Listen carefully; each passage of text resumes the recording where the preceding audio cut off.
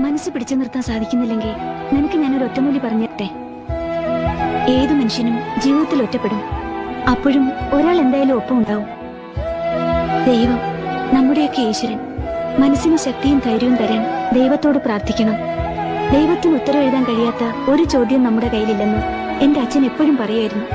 അത് ശരിയാണെന്ന് എനിക്കും തോന്നിയിട്ടുണ്ട്.